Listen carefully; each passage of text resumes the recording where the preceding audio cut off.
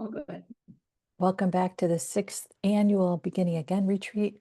We meet annually in October to support you in your life after caregiving ends. This is our last workshop for our retreat. Dale is going to help us reimagine life. Okay, go for it, Dale. Okay. Thank you, Denise. Well, thank you for being here. My caregiving journey started quite differently than probably most of you. It started with my youngest son being born with a very serious heart defect, and he had an open heart surgery that lasted 9.5 hours when he was not quite 3, complications for 30 days, and many physical anomalies lurking in the background when he was growing up. And I'm not going to go into that, but the big caregiving, that all prepared me, I guess. And I didn't know I was being prepared, but it prepared me for the big caregiving journey because he also had learning disabilities and quit school in 10th grade. He became a very good chef, but what none of us knew that there were many drugs in the kitchen, and between the pressure and his anxiety, he got into all of that and became addicted to heroin, and ended up, because of his heart defect, ended up in the hospital for almost a year. I was running a business. I had a marketing business for almost 25 years, and he was 27 miles away, and trying to run that and get into town was pretty challenging. He got out of the hospital, went into rehab, finished rehab, and his friends, who were many, got him a job, got him a place to live, got him a car and a laptop. And 3 days later, he was dead. And it was a big journey. There was a lot of grief and a lot of anger. As I really enjoyed Christine's presentation. So it took me a while to get okay with all of this, and it's still, the grief is of course still there. And I think one of the most important things that I'd like to mention today, that I don't think really it's been mentioned in different ways, but one of the things about this space is the transitions are huge. They're absolutely huge. You think about going from the kind of care that you give when you're caregiving to absolutely free space. That's a huge transition. You think of the structure from caretaking to independence, from routine to empty space, and from grief and loss to trying to work toward renewal. And those are all very big transitions. And I think you need to give yourself a lot of time with it.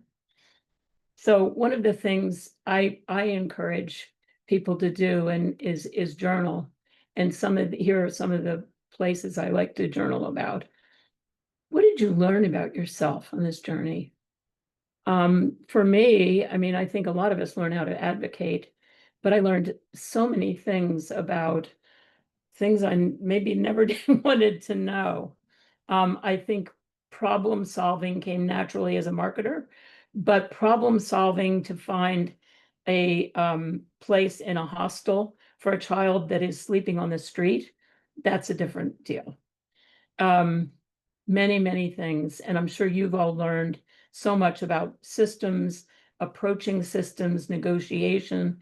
There are so many things, and keep a running list, because this is something to really be proud of. You have used a lot of courage to do this. When you're caregiving, you're learning a lot about other people too. And some of it's very energizing and some of it's a little disappointing. And it makes you a little bit more careful about your relationships, I think. And certainly going forward, this is important, because your relationships may be another thing that are shifting in that transition. Identify the places where you found your courage. When did you have to stand up for something, for yourself or for the other person? And in what ways? And did it repeat? or what happened? And it's interesting, it'll be interesting to know this. When you start mapping your journey, this is important. This is a lot of information that you can use in all kinds of ways to inform your future. So again, going back to the shifts, there's a paradox of freedom, and that is, it's great to have freedom. It's a relief. And at the same time, grief may still be present. And we have this wide open space, and we may not know what we're going to do. So it's important to be patient with yourself. And I think that maybe the best thing, if it's possible, is to take time for yourself and take some quiet time. And I don't mean a week. Take some real time and go for walks, do things that are quiet things, and just be quiet with yourself and do some thinking. We have need and dependence, and to get to independence, we need other people around us sometimes, and the right kind of people. We need time and relationships that work for us. So it's important to acknowledge our grief. And I don't know how many people talked about this part, but one of the things that I like to talk about is that I think is the hardest part of grief is not only responding to yourself, but how to respond to others. How do you, when somebody, let me back up, I'm sorry. Many people don't know how to be comfortable talking to somebody who's grieving. And I don't know if you find this, but I certainly have found it many times. And then I also find myself not knowing what to say. And an example of that was I was up in New Hampshire with a new client, and he and his wife took me out for dinner. And his wife said to me, "Do you have kids?" And it was just like a deer in the headlights. Oh my gosh, how do I answer that? I have one that alive and one dead. Well, that didn't sound very good. And a friend of mine actually gave me the answer to that has helped me a lot. And if I choose to respond to it, I say, I have one that's in Michigan and one in heaven. And that kind of puts the skids on going much further, because I don't want to for most of the time. But it's a good response. And I would say plan your responses in advance, because people don't know what to say.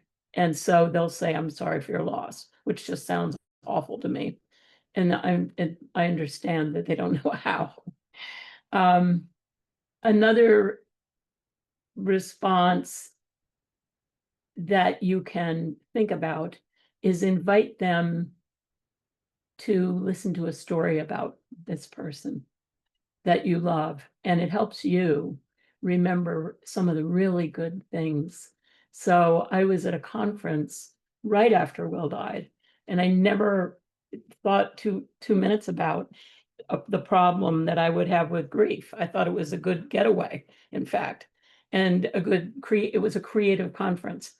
And I got there, and they had they had 3 speakers the first morning to kick it off, and they were all talking about people they had lost. And I was sitting in the second row, and I wanted to bolt so badly, and I felt like I couldn't, but it just wrecked it for me. And I was talking to somebody afterwards, and they said, we have an online place on Facebook where you can tell this story and you will get good responses. So I did. And the first person said, "Can you share some pictures of Will?" And so I did. And I showed them the funny pictures of Will, the silly pictures. And then they said, "Could you tell us a story?" And I told them a story about giving him his first teddy bear when he was 3. And we said to him, "What are you going to name it?" And he looked at us like, "Well, duh, pepperoni water rocket." And that gave me joy. It gave everybody, it lowered the temperature of everything. And it was just a great way of deflecting something that could have been difficult for everybody. And it was really very healing. So So it takes time to let go, and you have to learn how to talk to people that you feel safe with, and just move on from the others in very graceful ways. So the next thing I'd like to do is I'd like to do a little guided visualization with you, if I could. And so I would like you to just close your eyes and just take a breath or two, deep breaths. And I would like you to imagine that you're walking down a beautiful path in the woods. The trees are rustling. You notice birds singing. They're swooping down and around you. There are flowers along the way. And you come out to a clearing. In that clearing is a tree that has fallen over, and some creative soul has chipped away enough place so that it feels and looks like a chair, and you sit in it. And when you sit in it, you take time to just calm down, and you're amazed by the comfort that it surrounds you with. And as you look up, you witness the sky turning pink before the sunrise. You sit back and you close your eyes again and see yourself moving forward, taking the gifts you learned, the appreciation, and what you gave, and see it all in a panorama against the sunrise. You start to see a new path emerging for you, with others joining you on the road who understand and welcome you. You experience joy and connectedness, and your imagination starts to percolate with ideas for your next step. You just glimpsed what is possible, and your excitement blooms. You can open your eyes again. So it's important to start to dream. Your identity has been so long as a caregiver, and now you are starting on a new road. You can pick people to join you. There will be people around you that join you. Maybe people that are in a similar position, maybe not. But I would choose them for maybe some of the attributes that would be helpful to you and that you love about them anyway. And while you're doing this, take a look at what you gave up and what you want back. Because when you were caregiving, you gave up a substantial amount of things, and now you can get some of them back. You don't need them all. And maybe figure out what you want to add to what you need next. So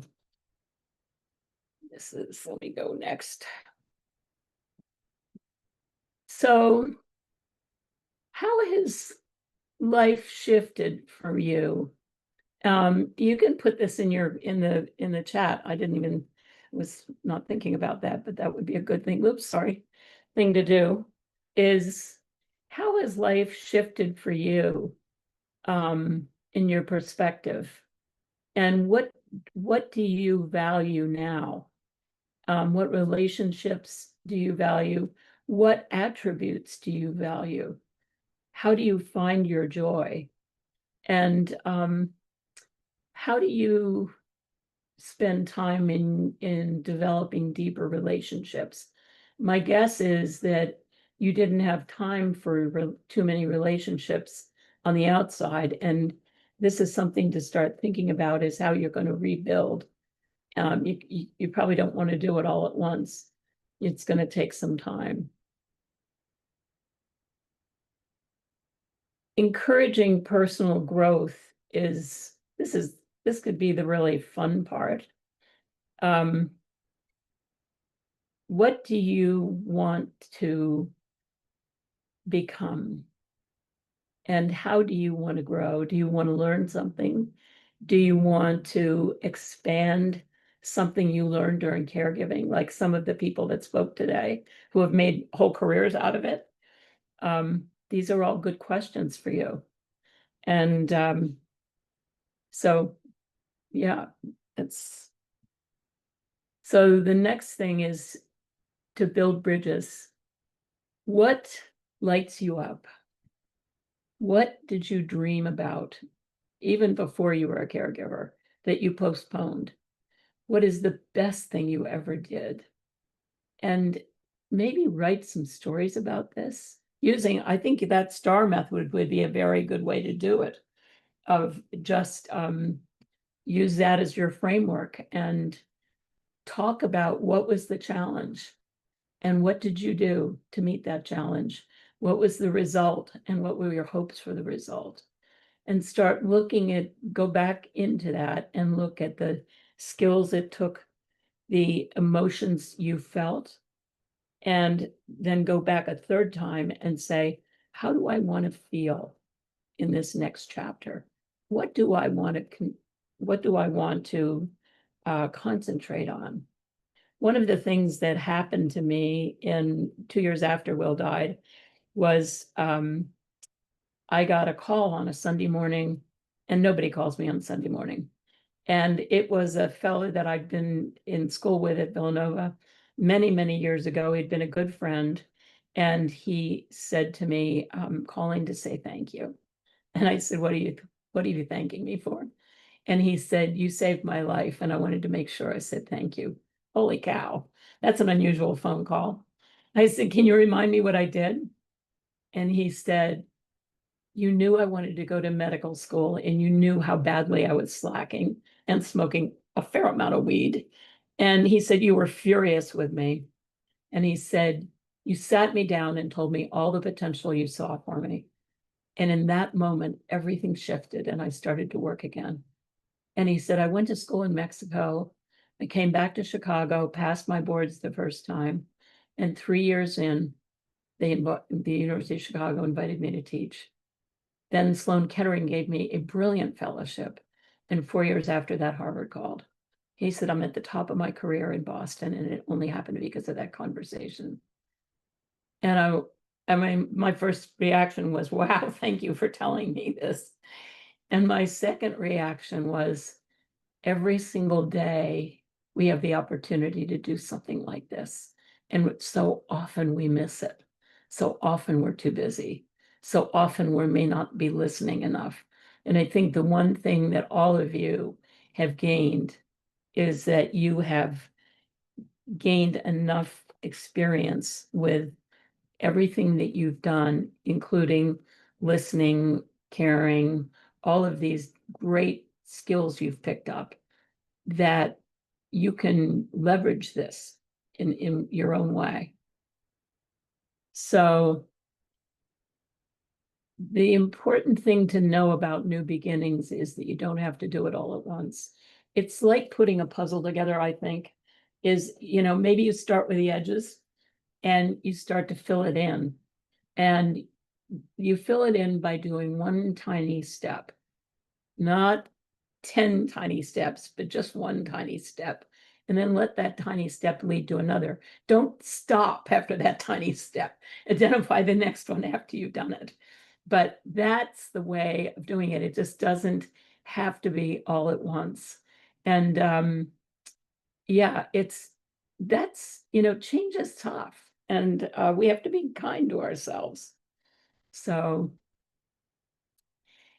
the building courage and resilience is part of this. And, so often we think we don't have courage, but I want you to look back at your journey and see if you could pick out. I bet you could pick out 10. I would challenge you to pick out 25 instances of courage that you showed in different ways that you didn't even know you had, because they're all there. And it's so important for you to acknowledge this to yourself, that, and you build courage by doing the tiny steps, like inviting somebody for coffee, starting a really gentle routine with yourself. Your routine is totally changed. caregiving is so pressure filled. Now you've got all this empty space. So maybe you really have a great cup of coffee in the morning as the start of your day. I mean, it sounds so elementary, I know, but make it really special. And then find places where maybe there's a creative project you want to start, or just a project.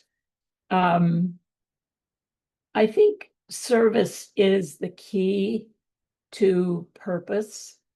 And it doesn't have to be a volunteer position necessarily. It can be all kinds of things.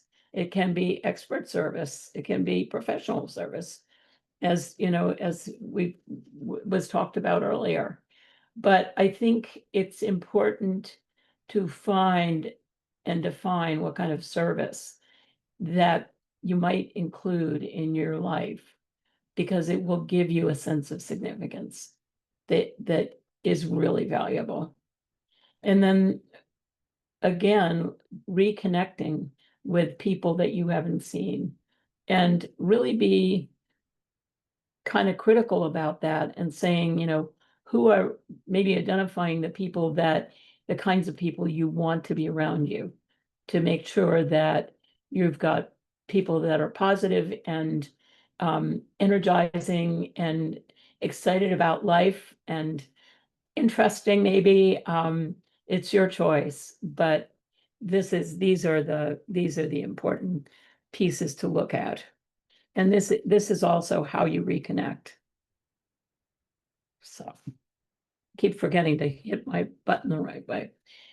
So another way of getting there, another part of getting there, is taking a good hard look at your strengths. Now, we all know our strengths sort of generally, but one of the things I ran across a long time ago as a book called Strengths Finder, which is also, there are a number of books on that, but they have a test that's developed by Gallup that you do. It's about a 20-minute test, and I think I call it a shades of gray test. It's, would you rather deal with a pile of papers, or would you rather be out walking? So those kinds of things. It's not an intelligence test, but what's really interesting about it is I have people skills. I have a friend in Dallas who also has people skills. I am by their designation, they call me relator. I can go into a room of 125 people and have 4 or 5 great conversations. She goes into a room in the same number of people, and she will meet 75 people and have halfway decent conversations. And she has what they call woo. I'm relator, and that's a different kind of strength. And they're good for different things. So And Dale, she and Dale, I I were just on a Dale, I just want to give you a heads up. You have a minute left. Okay, great. That's fine. So take a look at your strengths. If you need to know how to do values, I have a values sheet I'd be glad to send you. And then be clear on your purpose. And then the last thing is to look at this as an adventure and reflect in your intention, reflect an adventure in all of it. So get a routine, get outside, catch yourself loving something if you can't find it, and reach out and honor your past by living to your fullest, and let the light of grace move you forward. Thank you. That was beautiful, Dale. Thank you so much. Thanks. Before we close for today, Dale, please include your contact information in our Okay. chat room. I will. And for those who are joining us live, stay on for just another minute. For those who have been watching our recordings, thank you so much. And you'll find lots of resources in our show notes. We're so grateful that you've been a part of our event.